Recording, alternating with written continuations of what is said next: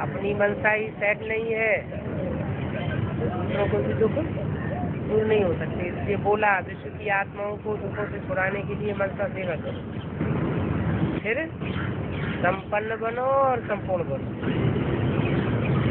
आज सर्व खजानों के मालिक बाप दादा अपने चारों ओर के सर्व खजाना संपन्न बच्चों को देख रहे हैं।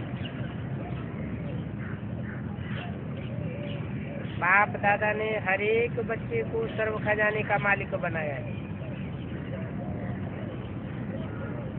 एक ही देने वाला और सर्व को एक जैसे सर्व खजाने दिए, किसको कम और किसको ज्यादा खजाने नहीं दिए। क्यों? बाप अकूत खजाने का मालिक, बेहद का खजाना है। इसलिए हर एक बच्चा अकूत खजाने का मालिक है, क्योंकि बाप सागर है। सागर में कितने रतन भरे पड़े हैं, कोई नाप नहीं सकता। बाप दादा ने सर्व बच्चों को एक जितना और एक जैसा दिया है। कम उनको ज्यादा, किसी को ज्यादा किसी को कम बाप दादा ने नहीं दिया है। किसी को पर्सनल पढ़ाई नहीं पढ़ाई दी है, या अलग से कोई ट्यूशन पढ़ा दी हो, ऐसे भी नहीं किया है। लेकिन धारण करने वाले कोई सर्व खजाने धारण करने वाले हैं और कोई यथाशक्ति धारण करने वाले। धारणा शक्ति हर आत्मा की अपनी अपनी है। क्यों? क्योंकि कोई छोटी बैटरी है और कोई बड़ी बैटरी है। बड़ी बैटरी होगी तो ज्यादा पावर धारण करेगी, और छोटी बैटरी होगी तो कम पावर धारण करेगी। तो कोई बच्चे नंबरवार हैं और कोई बच्चे नंबर 1 है। धारणा के आधार पर नंबर बन जाते हैं। जिन्होंने जितना भी धारण किया, उनके चेहरे से, नयनों से खजानों का नशा स्पष्ट दिखाई देता है। खजाने से भरपूर आत्मा चेहरे से, नैनों से भरपूर दिखाई देती है। जैसे स्थूल खजाना प्राप्त करने वाली आत्मा के चलन से, चेहरे से मालूम पड़ जाता है। तो ये तो अविनाशी खजानों का नशा है। इसकी खुशी स्पष्ट दिखाई देती है। संपन्नता का फकुर बेफिक्र बादशाह बना देता है। और जहाँ ईश्वरीय फकुर है, वहाँ कोई भी प्रकार का फिक्र नहीं हो सकता। बेफिक्र बादशाह बेगमपुर के बादशाह बन जाते हैं। तो आप सभी ईश्वरीय संपन्नता के खजाने वाले बेफिक्र बादशाह हो और बेगमपुर के बादशाह हो। कोई प्रकार का गम आपके पास आ नहीं सकता। देखो, कोई फिक्र है क्या? है या नहीं है? है? नहीं है? कोई गम है? क्या होगा, कैसे होगा, भविष्य में क्या होगा, कैसा होगा, इसका भी फिक्र नहीं। त्रिकालदर्शी स्थिति में स्थित रहने वाले जानते हो, जो हो रहा है वो सब अच्छा है, और जो होने वाला है वो और भी अच्छा होगा।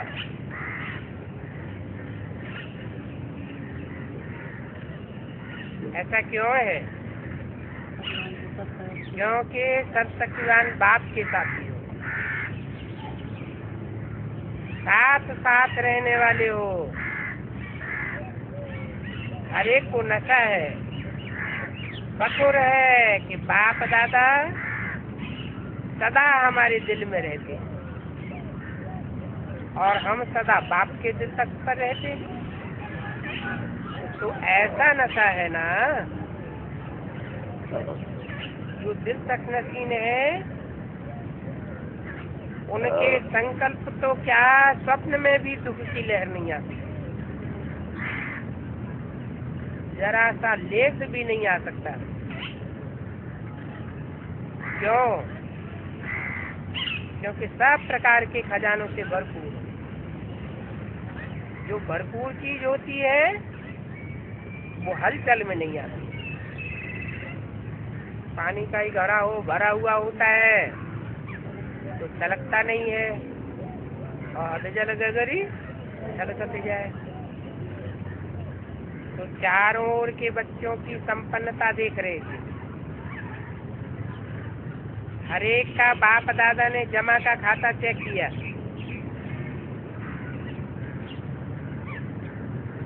कि संपन्नता गुणों में, शक्तियों में, ज्ञान रत्नों में कहाँ तक भरपूर की है। खजाना तो अकूट मिला है, पूछने वाला खजाना नहीं मिला है। लेकिन जो मिला है उस खजाने को कार्य में लगा करके खत्म किया है।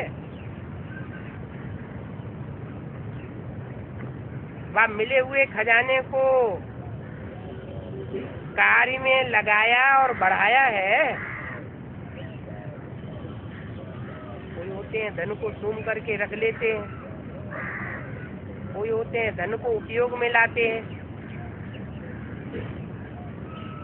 पूछा कितनी परसेंट में हर एक के खाते में जमा किए हैं? क्योंकि ये खजाना सिर्फ इस समय, अभी इस समय के लिए नहीं है।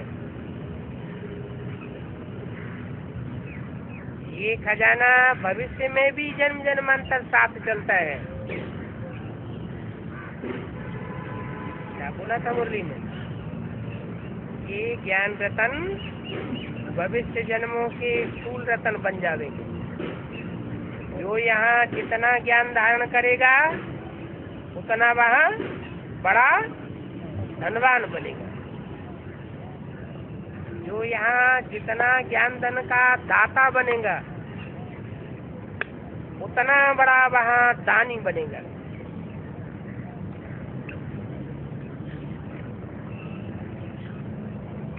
ये जमा हुआ ही साथ जाएगा। तो बाप दादा हर एक बच्चे की परसेंटेज देख रहे थे। उस परसेंटेज में क्या देखा? सेवा तो सभी बच्चे यथा योग्य व यथाशक्ति कर रहे हैं, लेकिन सेवा का फल जमा होना उसमें अंतर हो जाता है। सेवा का फल क्या है? सेवा से क्या मिलती है? मेवा मिलती है खुशी की। तो जो खुशी का मेवा जमा होता है उसमें क्या अंतर पड़ जाता है? कई बच्चों का जमा देखा, जमा का खाता देखा। सेवा बहुत करते हैं, लेकिन सेवा करने का फल जमा हुआ है या नहीं हुआ है, उसकी निशानी क्या है? अगर सेवा करने वाली आत्मा चाहे मनसा, चाहे वाचा, चाहे कर्मणा, तीनों में 100% मार्क्स होती है। सेवा तो की, लेकिन अगर सेवा करने के समय, सेवा के बाद स्वयं अपने मन में संतुष्टता नहीं आई, खुशी नहीं आई, और साथ में जिनकी भी सेवा की और जो भी साथी सेवा के बनते हैं, उन सेवा करने वालों को देखते हैं, सुनते हैं, उनमें भी संतुष्टता आनी चाहिए, खुशी की लहर दौड़नी चाहिए। अगर उनमें भी संतुष्टता आती है, अपने में भी संतुष्टता आती है, तो समझो कि सेवा का फल जमा हुआ। क्योंकि संतुष्टता सिर्फ खुद संतुष्ट हो गए, ये सर्व की संतुष्टता नहीं है। तो परसेंटेज जमा का कम हो जाता है। यथार्थ सेवा की विधि पहले भी बताई है। 3 बातें विधि पूर्वक हैं तो जमा है। वो बातें पहले भी सुनाई। एक निमित्त भाव कि मैं तो सेवा करने के लिए निमित्त हूँ, मैंने सेवा नहीं की है, बाप दादा ने मेरे से कराई है या करा रहा है, निमित्त भाव। और दूसरा निमित्त भाव होगा तो निर्माण भाव होगा। मान मर्तबा नहीं आएगा कि मैंने ये सेवा की, अंश मात्र भी मान ना आए कि मैंने सेवा की, मुझे मान क्यों नहीं मिला, मुझे सम्मान क्यों नहीं दिया। बिल्कुल निर्माण भाव। और तीसरी निर्मल स्वभाव। का निर्मल स्वभाव होगा, उसकी वाणी भी निर्मल होगी। वाणी से कोई ऐसे शब्द उच्चारण नहीं कर सकता जो किसी की ग्लानि करने वाले हो।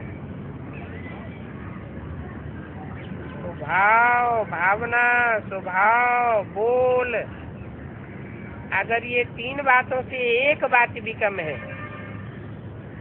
एक बात है और 2 बातें नहीं है, या 2 है 1 नहीं है,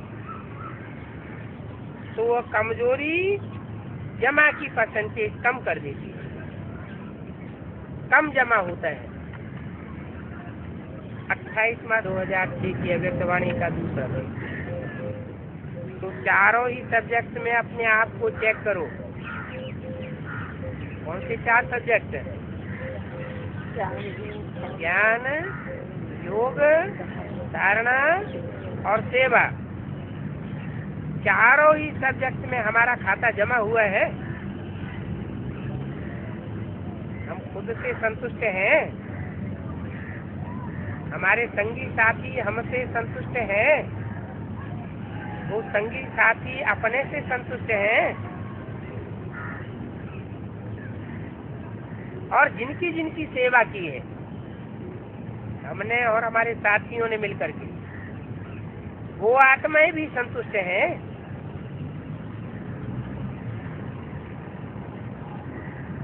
तो चारों ही सब्जेक्ट में खाता जमा हुआ है। क्यों?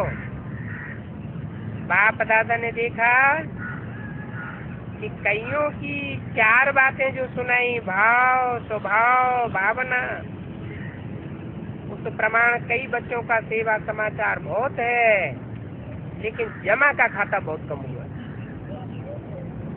तो हर खजाने को चेक करो। ज्ञान का खजाना, अर्थात जो भी ज्ञान युक्त संकल्प किया, ज्ञान युक्त कर्म किया, ज्ञान युक्त वाचा बोली, वो नॉलेजफुल होकर के किया, साधारण तो नहीं किया। योग, योग अर्थात सर्व शक्तियों का खाता भरपूर है। योग से शक्तियाँ आती हैं आत्मा में। तो चेक करो, हर दिन की दिनचर्या में समय प्रमाण जिस शक्ति की आवश्यकता है, उसी समय वो शक्ति आर्डर में चला सकते हो। अगर आर्डर में नहीं चला सकते, समय बीत जाता है, तो मास्टर सर्वशक्तिवान कैसे हो? मास्टर सर्वशक्तिवान का अर्थ है मालिक। ऐसे तो नहीं है कि समय बीतने के बाद उस शक्ति के बारे में सोचते हो और सोचते रह जाएं। अगर समय पर आर्डर करने पर शक्ति मर्ज नहीं होती है, एक शक्ति भी अगर आर्डर में नहीं चला सकते हो, तो निर्विघ्न राज्य के अधिकारी कैसे बनेंगे? यहाँ भी विघ्न आते रहेंगे और वहाँ भी विघ्न आते रहेंगे। तो लंबे समय का निर्विघ्न खाता चाहिए। लंबे समय तक जो निर्विघ्न रहेंगे तो उनकी अंतमते दो गति होगी। तो शक्तियों का खजाना कितना जमा किया है? जो समय पर कार्य में लगाते हैं वो खजाना तो जमा हो जाता है। समय पर शक्ति को यूज नहीं किया और समय चूक गया। जहाँ सहन शक्ति धारण करनी थी वहाँ सहन नहीं कर सके, जहाँ सामना करना था वहाँ सामना नहीं कर सके, चूक गए। तो क्या होता है?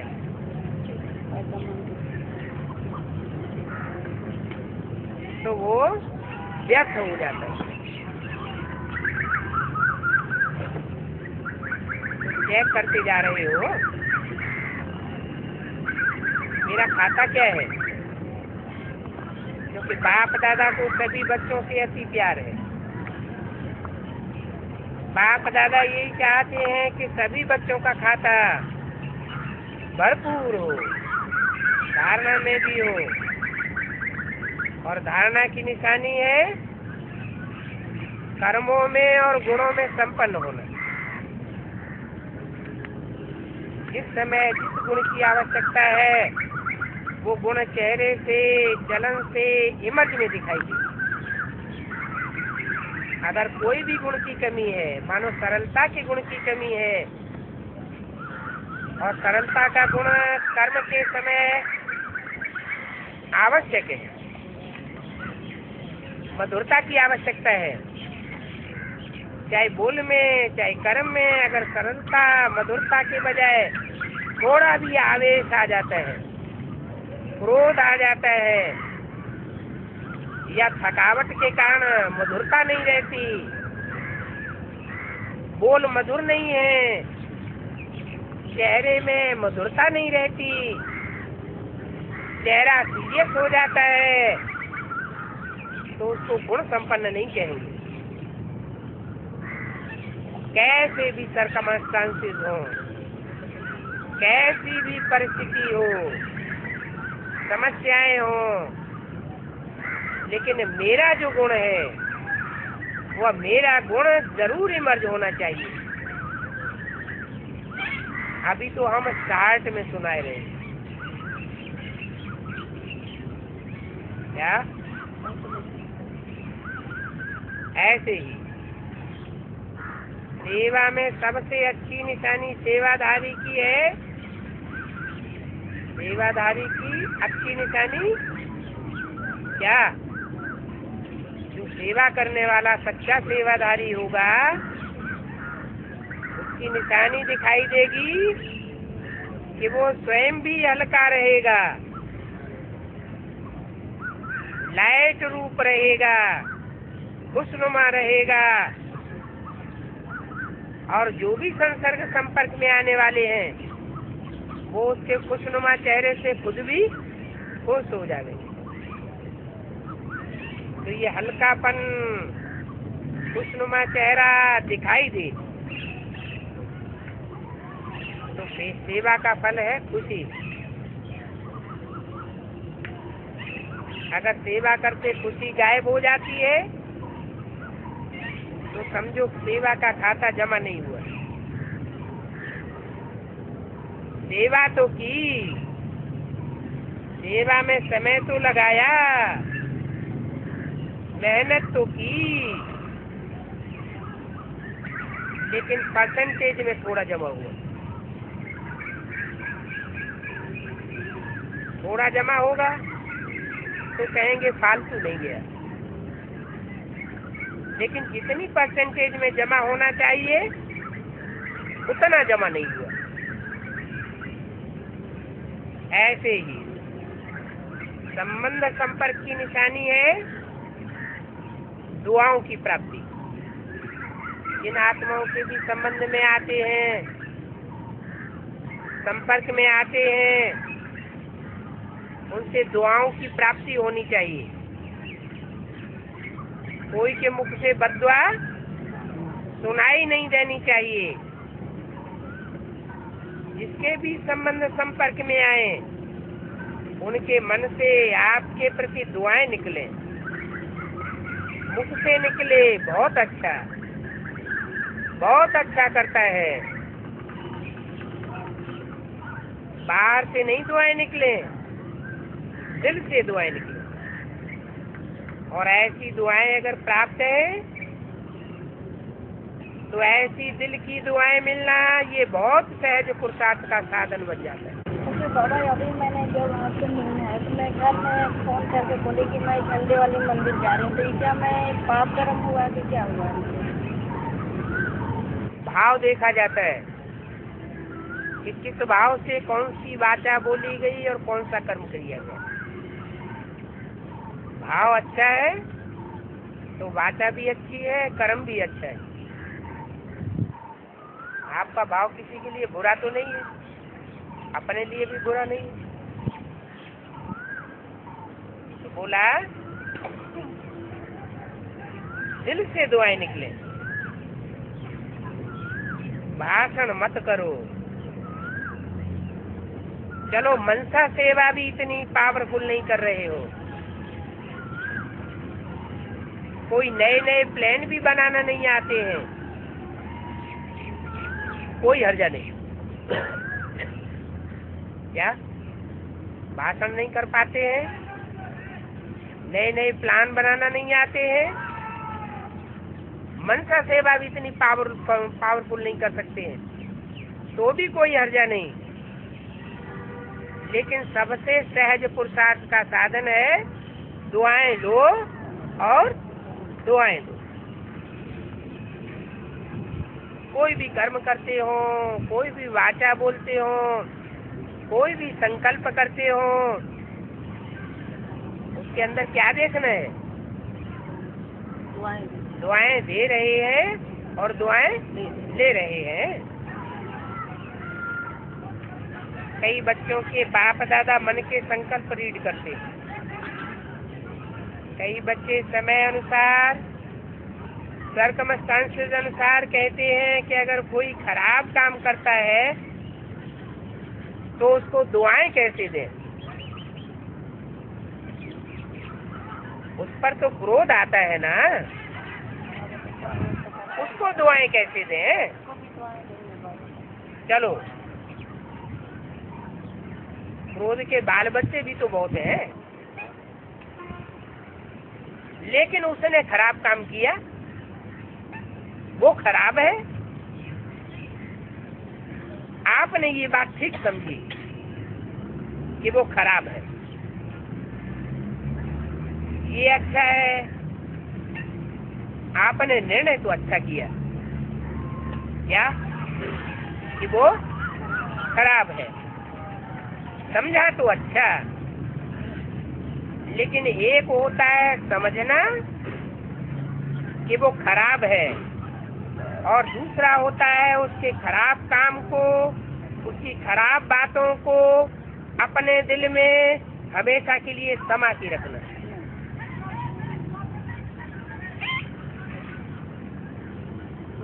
दिल के अंदर बैठ गया क्या? उस आत्मा की खराबी अपने अंदर दिल में बैठ गई। खराब हो गया, कि वो तो है ही खराब। खराब हो गया इसमें। इसका मतलब वो हमेशा के लिए खराब साबित कर दिया। क्या ऐसा होता है कि कोई आत्मा हमेशा तमो प्रधान ही बनी रहे, सतो प्रधान बनती ही न हो? हम भी तमो प्रधान बनते हैं तो दूसरे भी तमो प्रधान बनते हैं। तो कोई के स्वभाव संस्कार को और खराबी को देखना नहीं।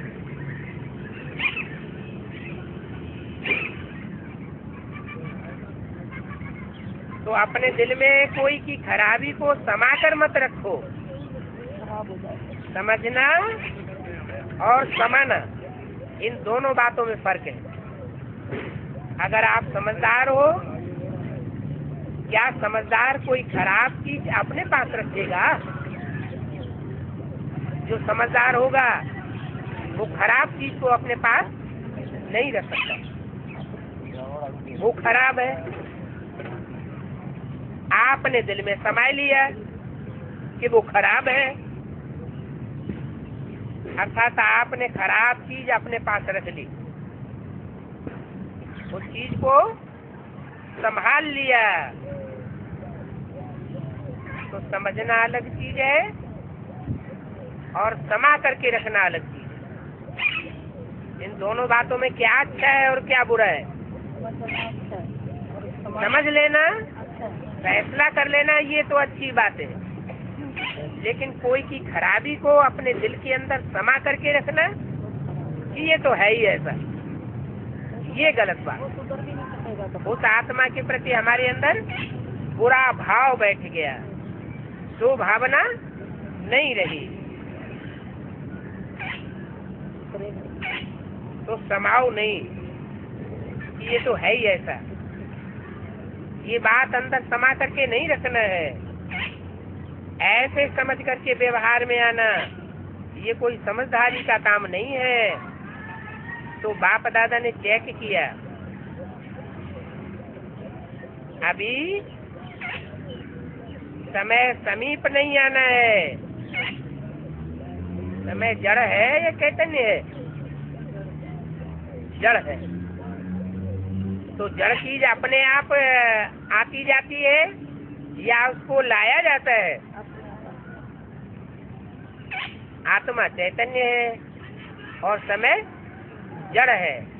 तो समय को परिवर्तन करने वाला कौन है? अपने आप परिवर्तन होगा या कोई परिवर्तन करने का निमित्त बनता है? कोई तो निमित्त बनता है। तो समय अपने आप समीप नहीं आना है, समय को समीप आपको लाना है। कोई पूछते हैं, थोड़ा सा इशारा तो दे दो ना, कितने साल लगेंगे आखिर? 10 साल लगेंगे, 20 साल लगेंगे, कितना समय लगेगा? कौन सा सन चल रहा है? 2006। तो 10 साल लगेंगे तो कौन सा सन हुआ? 2016। और 20 साल लगेंगे तो कौन सा सन हुआ? 2026। तो कितने साल लगेंगे? पूछते हैं। 28 मार्च 2006 की अव्यक्तवाणी का तीसरा। तो ऐसे प्रश्न करने वाले बच्चों से बाप पूछता है, क्योंकि बाप से प्रश्न तो बहुत करते हैं ना। कौन? बच्चे। बाप सामने दिखाई देता है कि प्रश्न ही करते हैं? दिखाई देता है तो प्रश्न भी करते होंगे, क्योंकि बाप से तो प्रश्न बहुत बच्चे करते हैं ना किस लिए लगाया कि बहुत से बच्चे प्रश्न जरूर करते होंगे। तो आज बाप बच्चों से प्रश्न करता है,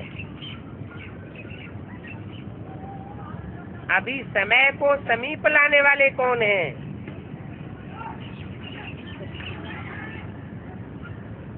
समय माने काल, काल को चलाने वाले कौन है? काल जीत कौन है? ड्रामा तो है, लेकिन ड्रामा में भी निमित्त कौन कौन है? जैसे सन 76 से पहले बोला था, 10 साल की घोषणा की थी विनाश की, तो बोला था कि 10 साल में पुरानी दुनिया का विनाश होगा, नई दुनिया की स्थापना होनी है। तो विनाश के निमित्त कौन? ब्रह्मा बाबा थोड़े ही विनाश का निमित्त बनता है, और वो तो शरीर छोड़ गए। कोई बच्चे होंगे जो स्थापना के भी निमित्त बनते हैं, पालना के भी निमित्त बनते हैं, और विनाश के भी निमित्त बनते हैं। ब्रह्मा बाबा ने तो शरीर छोड़ दिया। अब निमित्त माने साकार। निमित्त कौन? ड्रामा तो है, लेकिन निमित्त कौन? आपका एक गीत भी है, किसके रोके रुका है सवेरा, क्या कहते हनुमान जी ने सूरज को मुंह में रख लिया,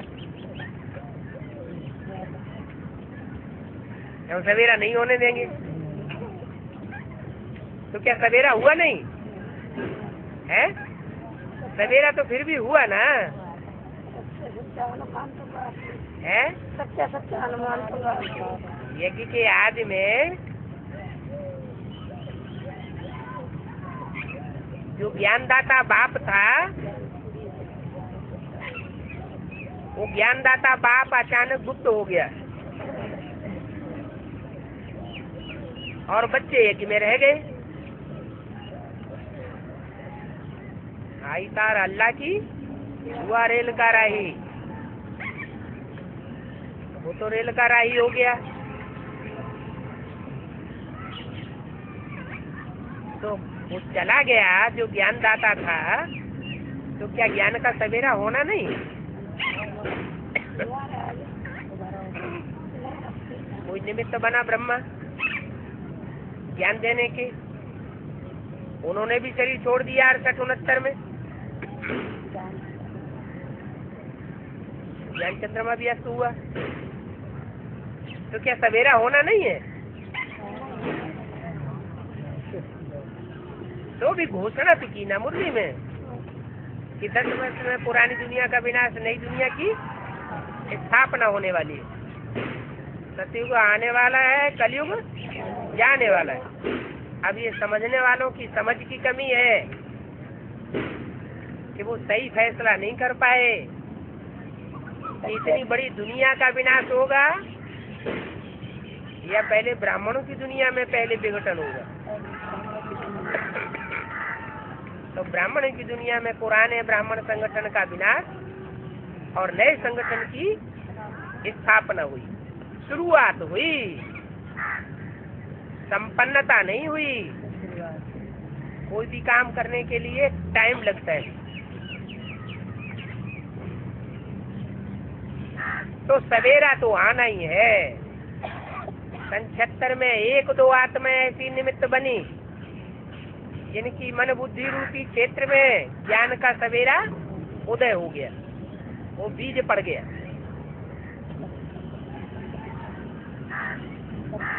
कोई को बुद्धि के साक्षात्कार के आधार पर और कोई को बंद आंखों के साक्षात्कार के आधार पर।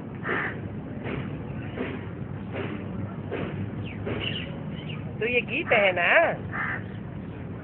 तो ये सवेरा लाने वाला कौन है? विनाशकारी तो तड़प रहे हैं कि हम विनाश करें, लेकिन नव निर्माण करने वाले इतना एवर रेडी हैं। क्या पुराना खाता खत्म हो जाए?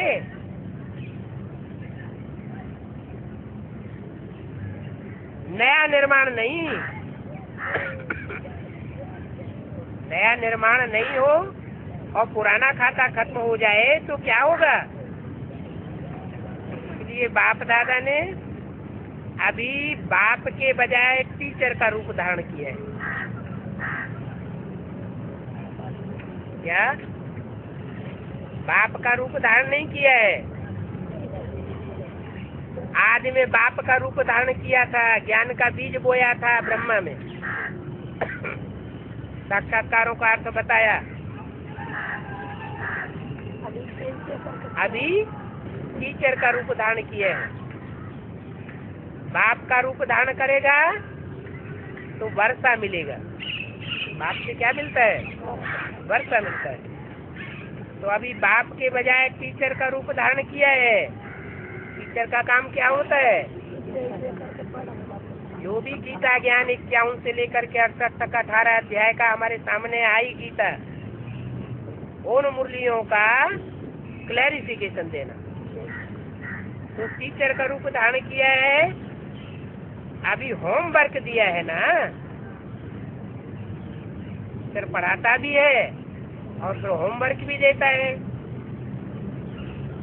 तो बताओ कौन होमवर्क देता है? टीचर देता है ना। लास्ट में है फिर सदगुरु का पार्ट। तो अपने आप से पूछो कि संपन्न और संपूर्ण स्टेज कहाँ तक बनी है? क्या आवाज से परे आवाज में आना दोनों ही समान है? आवाज में तो जब चाहे झट आ जाते हैं, लेकिन आवाज से परे की स्टेज 1 सेकंड में उसी तरह बनती है जैसे आवाज में आते हैं।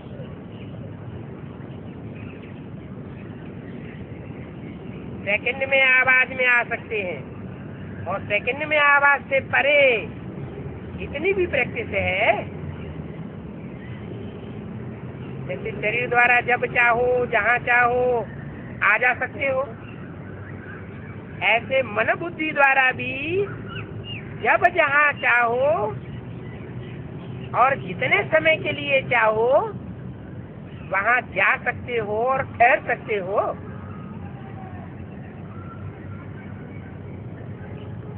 मन बुद्धि तिरक तो नहीं जाती, टिकती है, क्योंकि अंत में पास मार्क्स उनको मिलेगी जो सेकंड में जो चाहे, जैसा चाहे, जो ऑर्डर करना चाहे और जितने समय के लिए ऑर्डर करना चाहे उतने समय तक सफल हो जाते। साइंस वाले भी यही प्रयत्न कर रहे हैं कि सहज भी हो जाए और समय भी कम लगे। तो ऐसी स्थिति बनी है। क्या मिनटों तक आए हैं या सेकंड तक आए हैं? 1 सेकंड में अपनी मन बुद्धि को जहाँ चाहे वहाँ सेट कर सकते हैं या टाइम लगेगा? कहाँ तक पहुँचे? जैसे light house, might house second में ऑन करो और अपनी लाइट फैला देता है। सर्कस में लाइट हाउस होता है ना, स्विच ऑन करो चारों तरफ लाइट फैलने लगती है शहर में। अभी तो 1 सेकंड लगता है। अभी तो अपना तमाशा देख रहे हैं। तो सेकंड में ऑन करो और अपनी लाइट फैलाओ, चारों ओर लाइट फैला सकते हो। ये स्थूल आंख एक स्थान पर बैठे दूर तक देख सकती है ना, फैला सकती है ना अपनी दृष्टि। ऐसे आप अपने बुद्धिरूपी तीसरे नेत्र के द्वारा एक स्थान पर बैठ चारों ओर वरदाता विधाता बन करके नजर से निहाल कर सकते हो।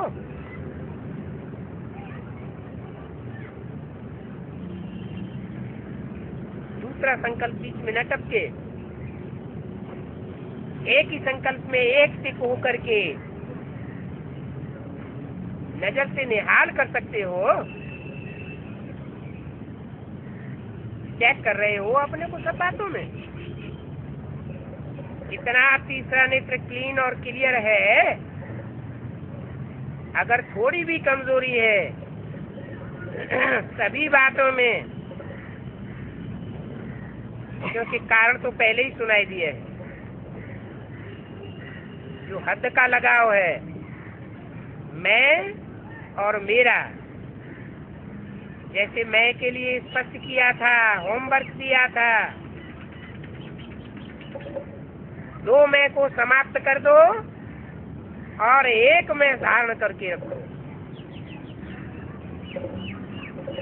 2 मैं कौन कौन सी? एक मैं है मैंने ये किया, देह अभिमान की मैं, और दूसरी मैं है मैं आत्मा बाप का बच्चा।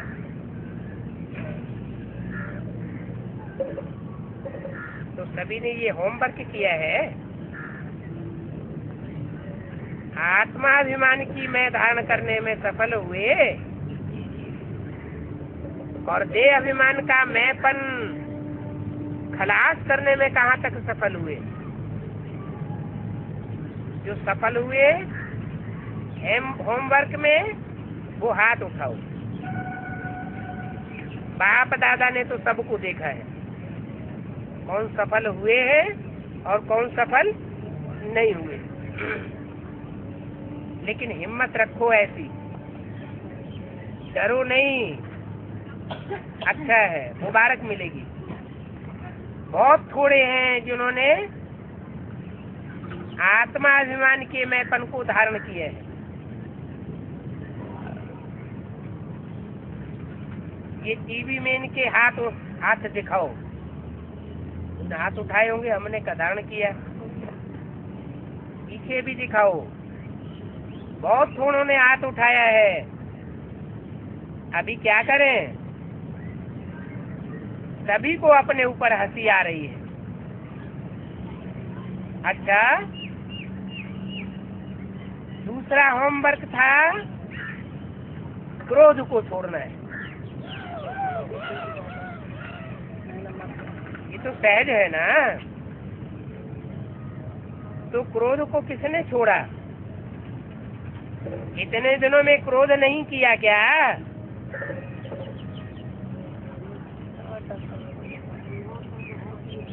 एक तरफ होमवर्क देते हैं और दूसरी तरफ माया पीछे लगा देते। माया भी आत्मा परीक्षा ले लेती है।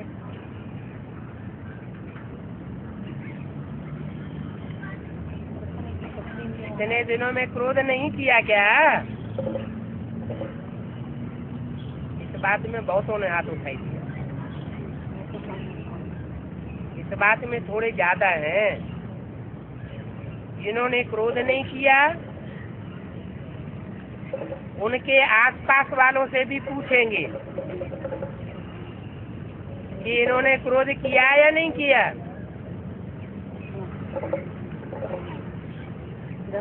बहुत हैं क्रोध नहीं किया। संकल्प में, मन में क्रोध आया, वाचा में आया, चलो फिर भी मुबारक हो। अगर मन में आया, मुख से क्रोध नहीं किया, तो भी मुबारक है। क्या? बहुत अच्छा। तो आप देखो, रिजल्ट के हिसाब से क्या स्थापना का कार्य, स्व को संपन्न बनाना और सर्व आत्माओं को मुक्ति का वर्षा दिलाना, ये कार्य संपन्न हुआ है। स्वयं को जीवन मुक्त स्वरूप बनाना और सर्व आत्माओं को दुखों से मुक्ति का वर्षा दिलाना, ये स्थापना करता आत्माओं का श्रेष्ठ कर्म है। बाप दादा इसीलिए पूछता है कि सर्व बंधनों से मुक्त जीवन मुक्त की स्टेज पर, संगम पर पहुंचना है या सतयुग में पहुंचना है? कहाँ पहुँचना है? संगम युग पहले है या सतयुग पहले है? संगम युग पहले है, कलयुग का अंत और सतयुग का आदि।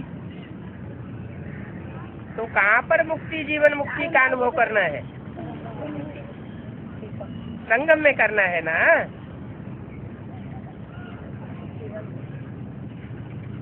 या ऐसे समझते हो कि सतयुग में भी राजयोग सीख करके संपन्न बनेंगे?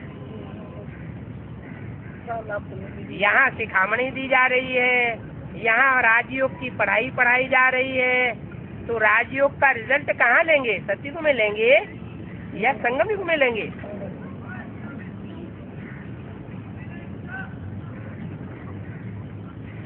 मुक्ति और जीवन मुक्ति का वर्षा कहाँ अनुभव करेंगे? संपन्न तो यहाँ ही बनना है ना, और संपूर्ण भी यहाँ बनना है। संगम युग के समय का भी सबसे बड़े से बड़ा खजाना है। तो याद रखो, किसके रोके रुका है सवेरा? क्या सीरियल आते हैं ना, तो उसमें दिखाते हैं आसुरी पार्टी कहती है अंधेरा कायम रहेगा, हम सवेरा नहीं आने देंगे। वो सवेरे को रोकना चाहते हैं। तो बताओ, बाप दादा अभी क्या चाहते हैं? क्योंकि बाप की आशाओं का दीपक तो बच्चे हैं। तो अपना खाता चेक करो, अच्छी तरह से चेक करो। कई बच्चों को तो देखा, कई बच्चे तो बड़े मौजी राम हैं, बड़ी मौज में चल रहे हैं। जो हुआ अच्छा हुआ, ऐसी मौज में चल रहे हैं। जो हुआ अच्छा हुआ, अभी तो मौज मना लें। सतयुग में कौन देखता है? कौन जानता है वहाँ क्या होगा? कौन हमको बैठ करके देखेगा? तो जमा के खाते में ऐसे मौजी लाल कहो, मौजी राम कहो, ऐसे बच्चे भी देखे जो बहुत मौज मस्ती में होकर के, पुरुषार्थ में अलबेले होकर के चल रहे। 28 मार्च 2006 की अव्यक्तवाणी का चौथा पेज। तो बाप दादा कहते हैं अभी मौज कर लो। दूसरों को भी कहते हैं अरे क्या करना है, मौज करो, खाओ पियो मौज करो, अरे खूब कर लो मौज। बाप भी कहते हैं अच्छा खूब कर लो मौज। अगर थोड़े में राजी रहने वाले हो तो अभी खूब मौज कर लो, खूब मौज मस्ती कर लो, विनाशी साधनों की मौज कर लो। ये विनाशी साधनों की मौज अल्पकाल की होती है। सदाकाल की मौज को छोड़ अगर अल्पकाल के साधन की मौज में रहना चाहते हैं तो बाप दादा क्या कहेंगे? इशारा देंगे और क्या करेंगे? कोई हीरो की खान पर जाए और 1 या 2 हीरा लेकर के खुश हो जाए तो उसको क्या कहेंगे? तो ऐसा नहीं बनना। अतीन्द्रिय सुख के मौज के झूले में झूलो, अविनाशी प्राप्तियों के झूले की मौज में झूलो। ड्रामा में देखो माया का पार्ट भी विचित्र है। क्या देखें? क्या माया का पार्ट विचित्र है? इसी 5000 वर्ष के लास्ट पीरियड में, कलयुग के अंत समय में, ये माया के ढेर सारे मौज के साधन निकले हैं। 100-150 साल के अंदर टीवी अभी निकला है, पहले टीवी की कभी मौज मस्ती नहीं थी। सिनेमा अभी निकला है, पहले सिनेमा की मौज मस्ती नहीं थी। ये रेडियो, ये चैनल, ये सब अभी निकले। ये हवाई जहाज पहले नहीं थे। 100-150 साल पहले ये हवाई जहाज नहीं थे। अभी ये मौज मस्ती के साधन निकले। तो देखो, ड्रामा में माया का ये विचित्र पार्ट है। इसी समय ये साधन निकले हैं। कब? संगम युग के समय पर, ताकि मायावी आत्माएं साधनों में फंस जाए, जो पहले थे ही नहीं।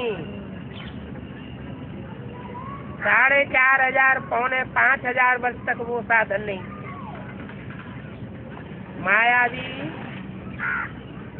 चक्करों में फंसाने वाले वो साधन अभी लास्ट में निकले।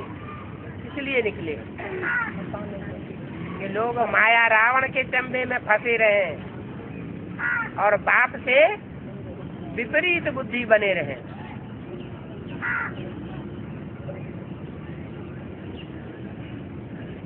लेकिन फिर भी देखो, बिना साधनों के भी जिन्होंने साधना की, सेवा की यज्ञ के आदि में,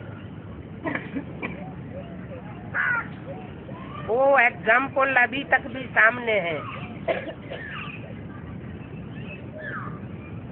क्या ये साधन उस समय थे? लेकिन सेवा कितनी हुई। यही दीदी दादियाँ, यही दादाएं जो आज इतनी ऊंची ऊंची पोस्ट पर बैठे हुए हैं। ये जमुना के कंठे पर दिल्ली में जो छोटी छोटी कोठरियां बनी हुई हैं, उनमें बैठ करके एक एक दो दो आदमियों को समझाते थे। इनके पास कोई भी साधन नहीं थे। उस समय की निकली हुई आत्माएं अभी तक काम दे रही है। तो देखो कितनी सेवा हुई। क्वालिटी की आत्माएं निकली ना। तो साधनों से निकली या साधना से निकली? साधना से निकली ना। उस समय क्वालिटी तो निकाली ना। अभी बड़े बड़े मेगा प्रोग्राम होते हैं, बड़ी बड़ी कॉन्फ्रेंसेस होती हैं, और निकलते कितने? रेगुलर स्टूडेंट कितने निकलते हैं? और वो टिकते कितने टाइम तक हैं?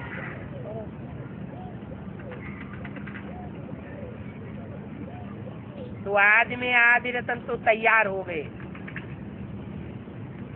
ये साधनों की आकर्षण है।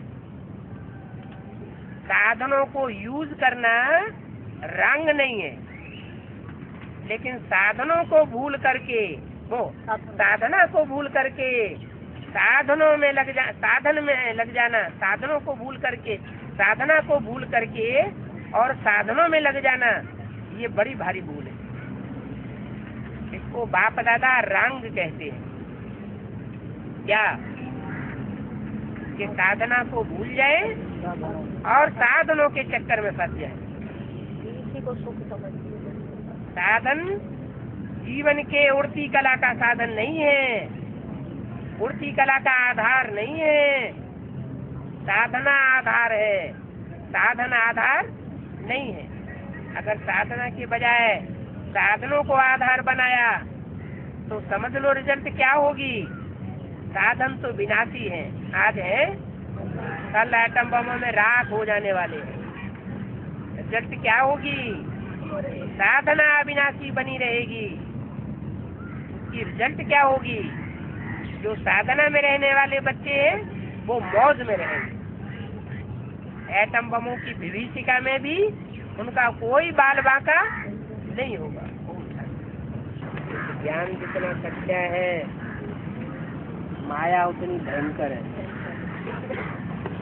बाबा ने तो मुझे बोला कन्याएं स्वतंत्र होती है, उनको कोई रोक नहीं सकता। बेसिक में वहाँ इतनी भीड़ लग रही है ब्रह्मा कुमारी आश्रम में, वहाँ बाबा मिलता है क्या है? 12 साल तो फिर वहाँ इतनी भीड़ क्यों लग रही है? 12 साल चली है कोई बाबा है? बाबा तो परिचय नहीं था। यहाँ तो बाबा मिलता भी है। बाबा मेरे को ऐसे अनुभव, मैंने 3 बार मधुबन गई हूँ, तो जब गुरु तो पीछे बैठाते हैं तो मुझे ऐसे लगा क्या दादी दीदी हैं सब आगे बैठी हैं, बाबा कभी हमारे से सन्मुख। अभी मेरे को आज पता चला कि बाबा आज मिलेंगे, तो मेरे को ऐसे लगा कि बाबा अब तो सन्मुख बिल्कुल मेरे सामने बैठ के बात में, तो मेरे को मेरे को इतना खुशी हो रही है, मैं वो खुशी को अंदर से निकाल नहीं सकती हूँ कि ये खुशी मैं कैसे आपको संकल्प आ गया ना। दीदी दादियाँ जाके 2 दिन बैठती है बाबा के और हम रह जाते हैं, लेकिन ये बुद्धि में नहीं आया कि भगवान कभी स्त्री रूप में आता है। नहीं आता है। न तो भगवान सब कुछ जानता है, न उसको जानने की जरूरत है। उसके अंदर तो ज्ञान समाया हुआ है सृष्टि के आदि मध्य अंत का, वही आके सुनाता है। उसको एक एक के अंदर की बात जानने की और बताने की क्या जरूरत है?